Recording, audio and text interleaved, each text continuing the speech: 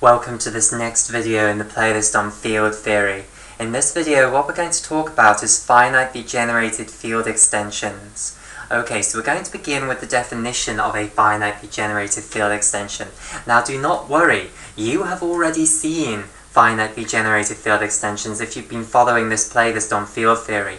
We introduced them in the video on field extensions, we talk about special examples of them in the video on algebraic field extensions, and we also talk about them in the video on the intersection of two field extensions. Okay, so we have seen finitely generated field extensions before, we just haven't called them finitely generated field extensions. So firstly, let me tell you what a finitely generated field extension is, and then what I'll tell you about is what the hope that I have for this video is and what we're going to aim to achieve.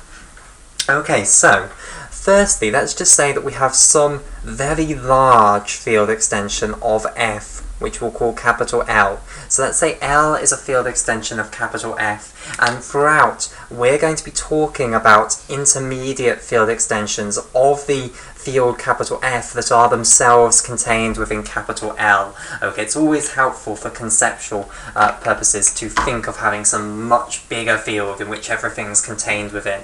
Okay, and that's going to be our field L here.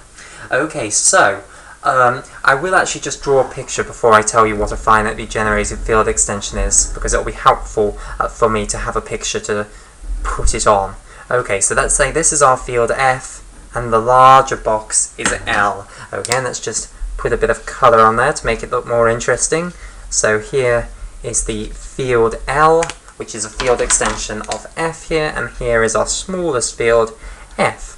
Okay, right. So a finitely generated field extension then of F is going to be a field that is generated by a finite number of elements that are outside of F but in L, okay, and then you're going to generate it as a field extension of F. Okay, so it's what we would have previously just called the field generated by some elements alpha 1, alpha 2, all the way up to alpha n over F. So that's what this is all about. It's just about field extensions of the field capital F that are generated by a finite number of elements that are in L but outside of F. Okay, so if I add these onto the picture, so you've got alpha 1, alpha 2, and then it will go on all the way down to alpha n here. Okay, and then you are taking the smallest field extension of F that contains all of those elements, alpha 1, alpha 2, all the way up to alpha n.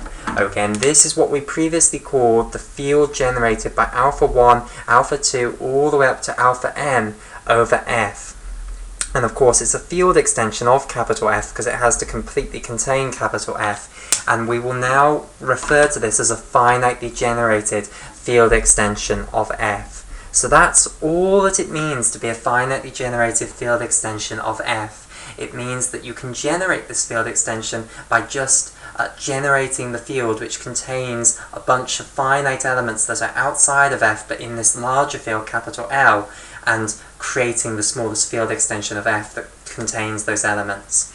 Okay, now let me just remind you of what I mean by the smallest field extension that contains those. Okay, so this is something that we talk about in the video on intersection of two field extensions. Okay, basically to build this thing, what you do is you look at absolutely all field extensions of F that themselves are subfields of capital L, which contain all of the elements alpha 1, alpha 2, all the way up to alpha n. So there are potentially absolutely loads of field extensions of capital F which contain all of these elements, alpha 1, alpha 2, all the way up to alpha n. And I'll just write down what the picture says, but which I haven't actually ever written down, which is that all of these elements are in capital L, but we're assuming that they're not going to be in capital F. I mean, obviously you wouldn't bother if one of them was in capital F, because when you generate the field that contains that element over F, you'll just get F back again. Okay, so it's just trivial if they're in F, so we'll assume that they're not in F. Okay, so you take all field extensions of F that are subfields of L which contain all of these elements. Okay, look at absolutely every single one of them, and then take the intersection of all of those subfields of L, field extensions of F, that contain all of those additional elements, alpha 1, alpha 2, all the way up to alpha n. Now when you do that intersection, you will still get a field extension of f, because all of those field extensions that you're intersecting will all contain f, and therefore the intersection will also contain f. They also all contain alpha 1, alpha 2, all the way up to alpha n, so the intersection will also contain alpha 1, alpha 2, all the way up to alpha n. And what we show in the video on intersection of field extensions is that when you intersect those field extensions in that way, you end up with another field extension. Okay, so you'll end up with a field extension of f that contains alpha 1, alpha 2, all the way up to alpha n, and it must be the smallest one, because all other field extensions of f which contain alpha 1, alpha 2, all the way up to alpha n must contain this, because of course it's the intersection of all of them. Okay, so that's just a reminder of the definition of this thing, and we would call this thing a finitely generated field extension of f generated by these finite number of elements, alpha 1, alpha 2, all the way up to alpha n. Okay, right, so that's what a finitely generated field extension is. Can we end the video now? Well, no. What I want to do now is try and understand these things better. Now, we have a very good understanding of a certain bunch of finitely generated field extensions. Remember, there is this concept of a simple extension, which we introduced in the video on field extensions, which is when you generate the field extension over f that just has to contain one new element, alpha, which we'll assume will be outside of f but in L. Okay, this is then called a simple extension. Now, all simple extensions are going to be finitely generated field extensions. They just have the added property that they are generated by a single element. Okay, so simple extensions are a special class of finitely generated field extensions. And we know that we have a very good understanding of simple extensions when the element that you're generating the simple extension with is algebraic over the starting field f. So if alpha here is algebraic over f, and remember that means that there is a non-zero polynomial in the ring of polynomials with coefficients in the field f, for which alpha is a root of that polynomial. Okay, if alpha is algebraic over f, we have an incredibly good understanding of this field extension generated by alpha over f. We know that all we have to do is look at all the polynomials with coefficients in the field capital F. Okay, so just look at the ring of polynomials with coefficients in the field capital F. So I'll just jot this down here, and then just evaluate all of them at alpha. You'll get elements that will be in the larger field capital L. Okay, collect all of the answers together that you get. Okay, and if you collect all of those answers together, that will give you the field generated by alpha over f, provided that alpha is algebraic over f. That's the condition, that it must be algebraic over f. Okay, if it's transcendental over f, then it becomes much more complicated, and we haven't studied that. But if it's algebraic over f, we have a very good understanding about how to construct this thing. Okay, and if you're not familiar with the argument that I've just, or rather the proposition that I've just given you, we discussed that in a lot of detail in the video on algebraic field extensions, the way that you construct this simple extension where the element that you're using to generate it is algebraic over f. Okay, so for these specific types of finitely generated field extensions where we're just generating the field extension using a single element, okay, and we know that that element is algebraic over the starting field, we have a fantastic understanding of how to actually construct it. What I hope, the aim for this video, is that we can get a similar understanding for other finitely generated field extensions where we've got more than just one element that we're using to generate the field extension. But again, we'll place the restriction that they have to be algebraic over the starting field f. So this is the hope, that if we know that all of these elements, alpha 1, alpha 2, all the way up to alpha n, are algebraic over f, can I get you an explicit way of constructing? Can I tell you a specific way of constructing the field generated by alpha 1, alpha 2, all the way up to alpha n over f in the way that I can do it if we're talking about simple extensions. As I say, if any of these elements are transcendental over f, then just like here, it becomes much more complicated, and we're not even going to make a comment on that. So our best hope, the hope for this video, is that we can understand these finitely generated field extensions where all of the elements that you're using to generate the field extension are algebraic over the starting field. That is what we're hoping to do here. Okay, right. So, I want to, by the end of this video, to be able to tell you exactly how to construct this thing in the way that I've just told you how to construct this one. Okay, right. So, here's the starting theorem that is the crux to this all, okay? And the starting theorem is that we can understand these finitely generated field extensions where we've got an arbitrary number of things that we're trying to add in terms of recursive simple extensions, in terms of a series of simple extensions. Okay, so here comes the theorem. Now, before actually writing out exactly what this theorem says, I want to firstly just give you an example because it's best shown what I mean rather than actually trying to tell you what I mean or write out what I mean, okay, in words. It's best shown rather than actually trying to describe what I mean. Okay, so I'm just going to show it to you in a simple context where we're just generating a field with two elements, okay? So let's say we're trying to generate a field extension with two elements, and by the way, this first theorem that I'm about to say, this will apply whether these elements that we're using are algebraic or transcendental. At the moment, I'm not limiting my attention down to them just having to be algebraic over the initial field. Okay, we will very shortly do that, but this initial theorem, which is incredibly important and which is going to be the crux for everything, this is actually going to apply whether they're algebraic or transcendental. So at the moment, they're just arbitrary elements in the larger field L outside of the initial field capital F, which we're using to generate a field extension over F. Okay, so what is this incredible theorem going to be? Well, initially I'm just going to show it to you for a field extension generated by just two elements, and then we'll generalize it to more elements, and then I will be able to state what it actually is. Okay, right, so I'm trying to generate this field extension of F with these two elements. Basically, this theorem is that you can break this up into two parts. Okay, you can do this in two steps rather than trying to do it in one step and just create this thing.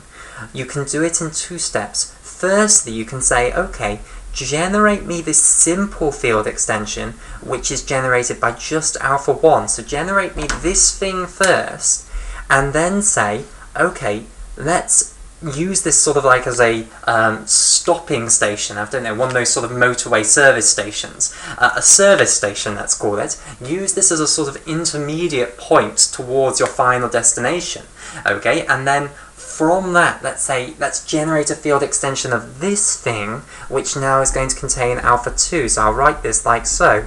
We're now going to generate the smallest field extension of this thing, which is already a field extension of F, which contains alpha 2. And my claim is that this will actually be exactly the same as this. And then, of course, we're going to generalize this. So for an arbitrary number of them, you can just do it simple extension, simple extension, simple extension. So writing this out in words, then now stating it in words, a finitely generated field extension can be decomposed into a series of simple extensions where you're just generating a field extension that includes one more element or is generated by a single element. Okay, that's the important theorem that we need to understand. And as I say, I don't need to insist that these elements are algebraic, or I don't need to insist that algebraic over the initial field capital F for this to work. They can be transcendental if you like. Okay, right, so let me firstly prove that this is true for just two elements, and in fact even before I prove that this is true for just two elements, let's just draw a picture to make sure that everyone completely understands what we're doing here. Okay, so once again, we will imagine working in some much larger field. Okay, that will always allow us to make sense of this. Okay, so we've got our large field capital L here, the external one in which all of this exciting stuff is happening. Okay, and then we've got our initial field capital F, the smallest one here, and again I'll colour that in green here. Okay, now this side, what we want to do is just generate a field extension of f which contains alpha 1 and alpha 2. So we want to generate the field extension of f that contains alpha 1 and alpha 2. So if I put them on the picture, let's say this is alpha 1 and let's say this is alpha 2. Excuse me. And on this side, what we want to do is we firstly want to construct an intermediate field extension here, a service station if you like. Okay, we want to construct the field extension of f that just contains alpha 1. So I could draw this on the picture like so. Okay, so let's add this on. So this is the field extension of f generated by alpha 1. Okay, and I'll colour that out, or outline that in orange here.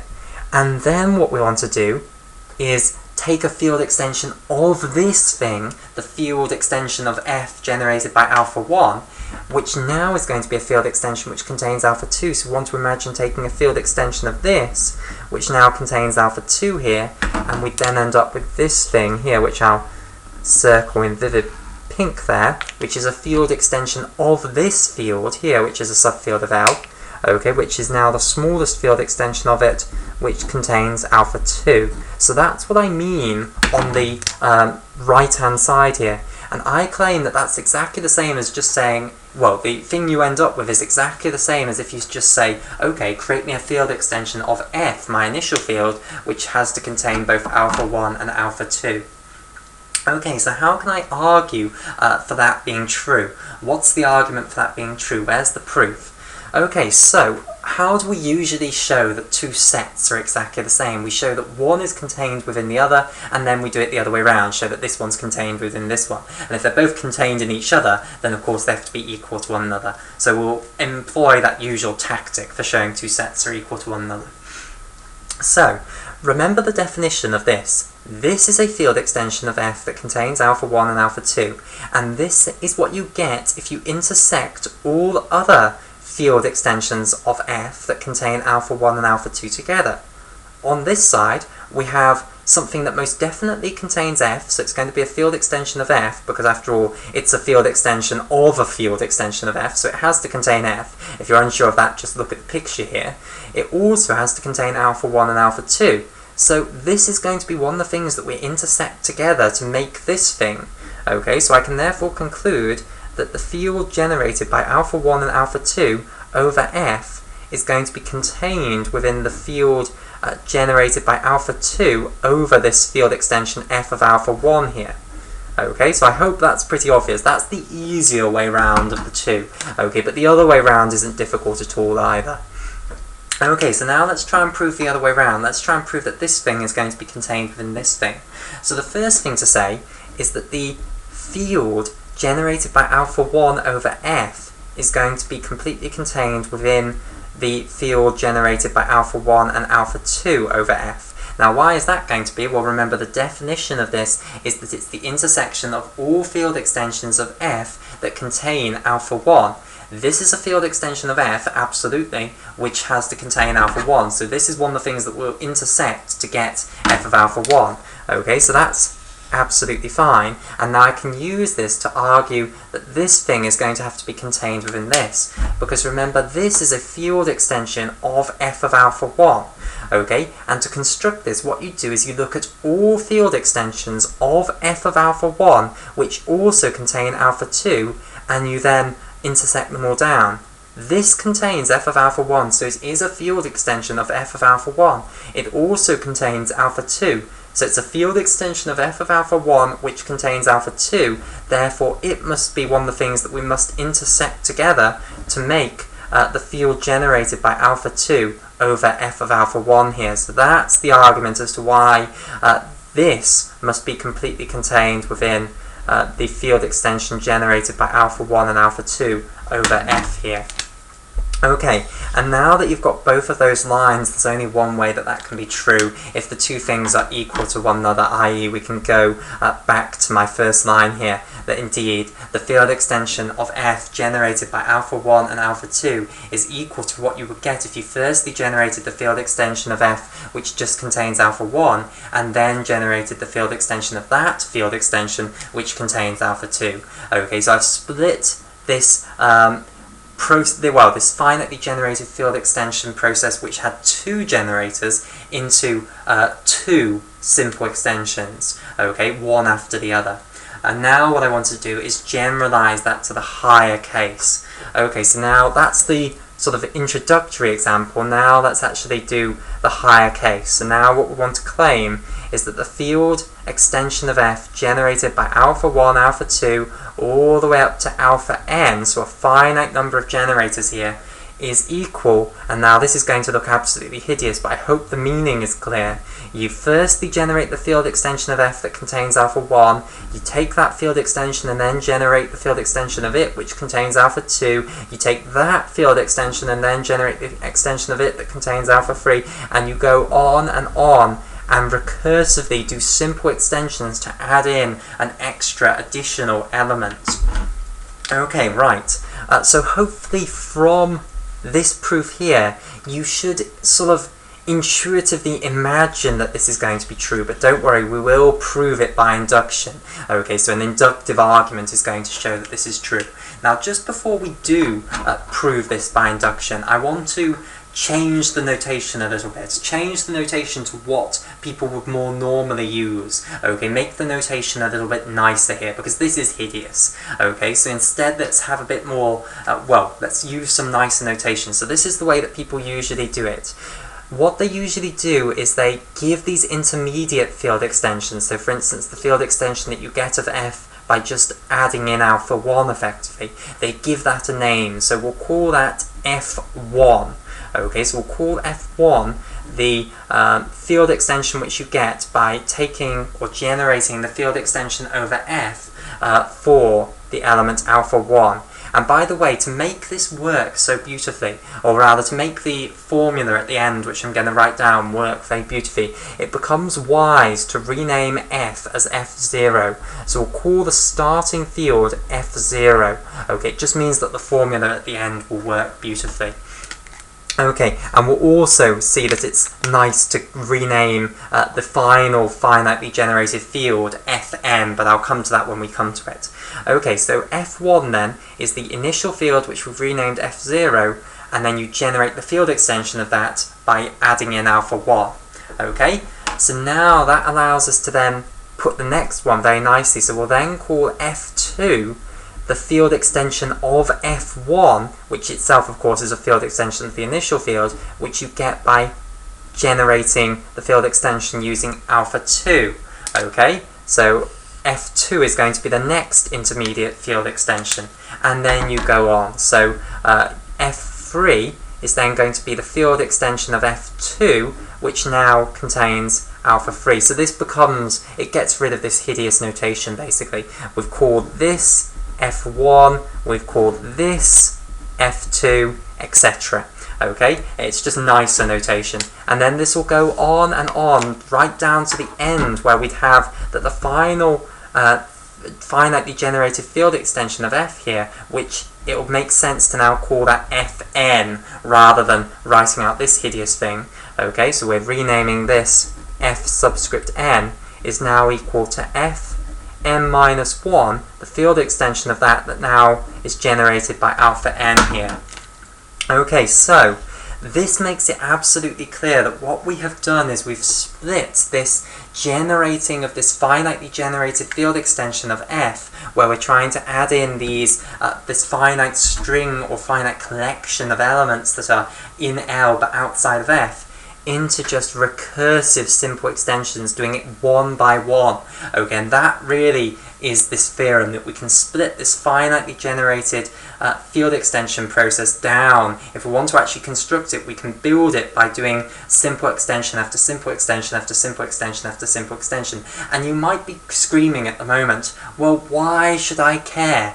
Well, the reason you should care is that we have, as I stated right at the start, a very nice understanding of simple extensions when the element is algebraic over f.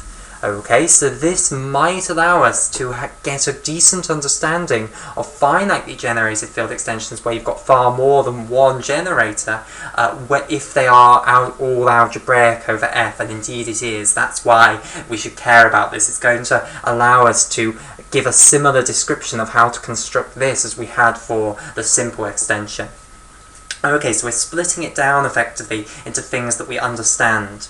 Okay, right, so just to draw a picture for this, rather than actually trying to draw a box picture like that, instead what I'll put is that F0 is going to be a subfield of F1, so I'll write out this ascending chain of field extensions just to point it out and make it utterly clear. So F1 is of course a field extension of F0, which I could actually add on to this, is equal to F. Okay, and F1 is going to be a subfield of F2 because F2 is going to be a field extension of F1, and then this ascending chain will continue. You'll have F3 here, and then it will go on and on all the way up to, you'll then have Fn minus 1, which is itself contained within Fn, and Fn we know is the other name for the thing that we're actually trying to construct, the field extension of F generated by alpha 1, alpha 2, all the way up to alpha n. So we've split this construction process into making a bunch of intermediate fields, and all of these field extensions from here to here, from here to here, from here to here, from here to etc., all of these are simple field extensions, and that's the theorem in a picture basically, that we can split going from here to here into a bunch of simple field extensions one after the other. Okay, right, so now what we want to do is prove this. Now before we just prove this, let me write down a beautiful formula that tells you how to generate the next one along from the previous one. Okay, so I can write down the formula that Fi, okay, is equal to Fi minus 1 of alpha I, so the field extension of Fi minus 1 generated by alpha I. Okay, and this is why it's nice to call the starting field F0 and the final field Fn, so that that truly does work. Okay, right, so how then are we going to prove this thing? And as we say, you should hopefully intuitively believe that this is true from the argument that we've had in the case where we just had 2, but of course you're a mathematician, so you want a proof of this. Okay, and the way that we're going to prove this is by induction. Okay, so it's going to be a proof by induction. So we're going to assume that it's true for f of I minus 1, and then we're going to prove that it's true for fi, and then of course, since it's true for f2, then it will carry on basically. It will be true for f3, f4, f5, etc.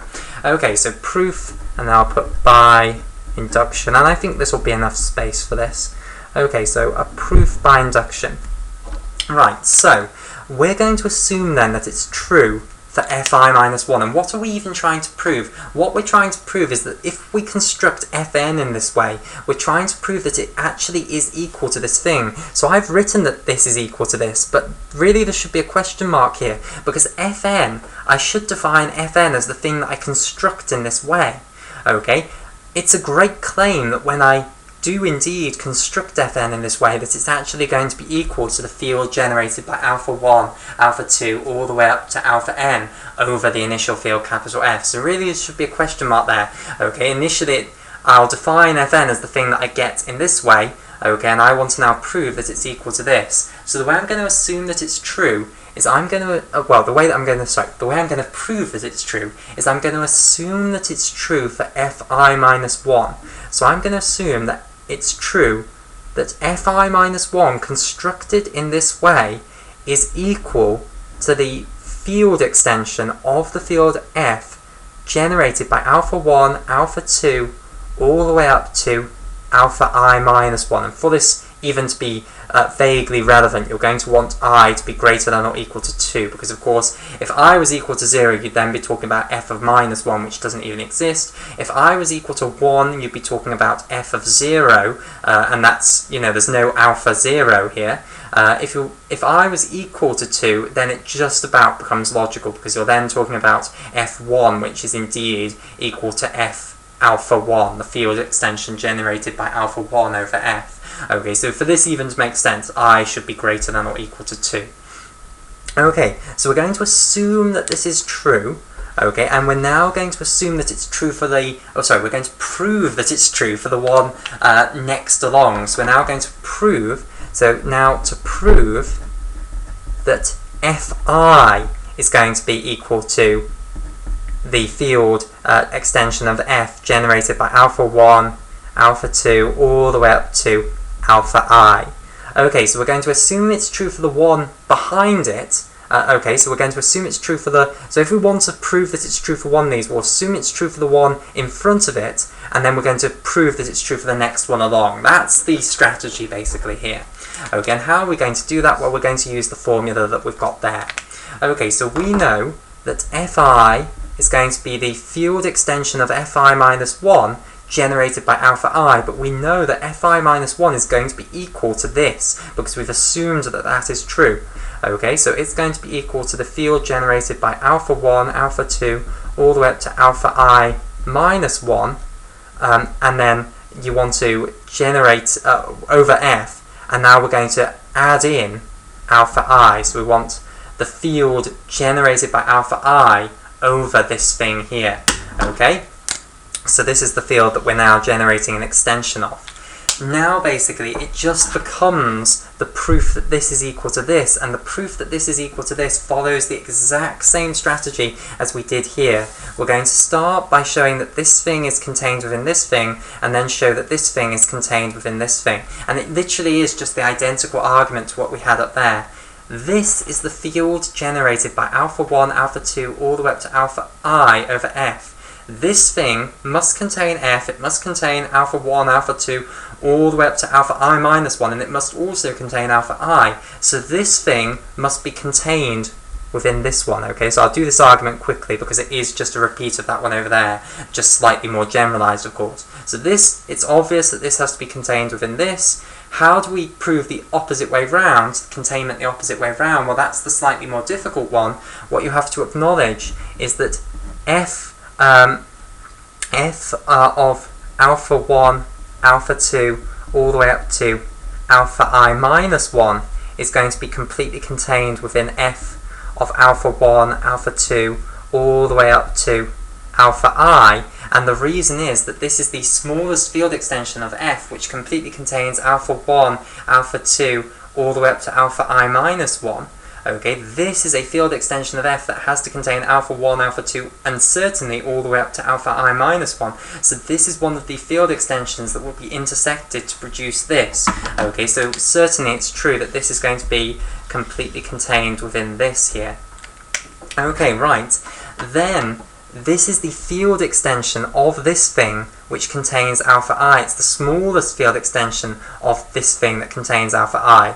This contains this, so this is a field extension of this. It also contains alpha I, so that proves that this is one of the things that we must intersect to get this, so that then proves that this is going to be contained within this. And by the way, I did it the wrong way round there. Really, that should have been this way round, containment. We firstly argued that this was contained within this, okay, because this was the smallest field extension of f that contained all of these things, and this was a field extension of f that contained all of these things. Now what we've just shown is the containment that way round. Okay, so then we can conclude that these two are truly equal to one another. So if it was true that the intermediate field before you was equal to the finitely generated field extension for it, okay, it's then true that the one after it is equal to its corresponding finitely generated field extension. Okay, so since it was true that f2 was truly equal to f of alpha 1 and alpha 2, it will then be true that f3 is equal to f of alpha 1, alpha 2, alpha 3, and then so on. And then we can go right the way down to fn being equal to f of alpha 1, alpha 2, all the way up to alpha n. So a proof by induction then proves that this is true. Okay, so truly then, whether the elements that you're using to generate this or not are algebraic or not, you can always split this process of producing a finitely generated field extension down into a series of simple extensions.